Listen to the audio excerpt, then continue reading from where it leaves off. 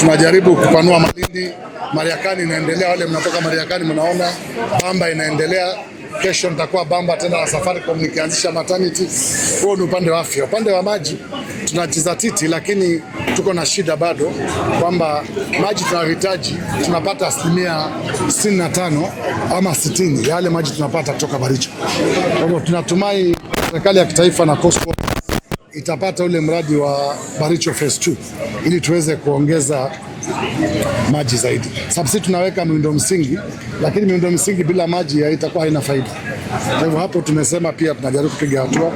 Katika kilimo tuko na mikakati. Januari mtaona pia tunajaribu kulimia wakulima wengi zaidi ili tuweze kuboresha mavuno yetu. Toka tuingie, mnajua tumepeana mbegu, tumepeana mbolea. Kirudi upande wa elimu, tumejisatiti katika VCTs zetu.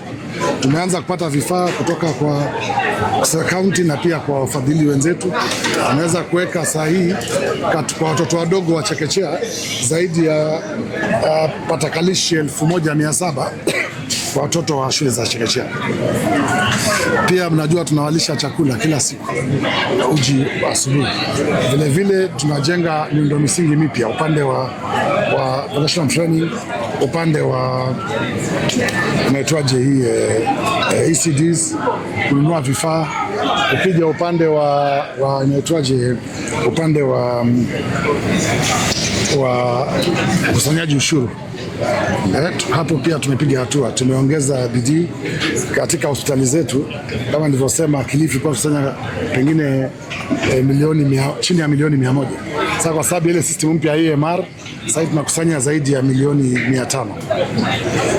Na mwaka huu tutanunua, mkiona miezi ijayo mtaona tukiweka kamera za CCTV katika vituo vyetu vya kusanyaji ushuru ndio tuweze kukusanya pesa zaidi. Na mtashangaa kwamba toka vijana wapya waanze kazi mahali kama Sabaki Bridge pale kwa tunapata 1000 azisofika 100,000. Sasa tunakusanya vijana wetu wale tumeandika kazi wapya wanakusanya 600,000 kwa siku kutoka 100,000. Inakwambia nini? Nakwambia ule ukora ulikuwa unaendelea sehemu hizo, na hiyo tunaendelea kubadilisha na kuweka kila kitu katika mtandao ili tukusanye ushuru zaidi.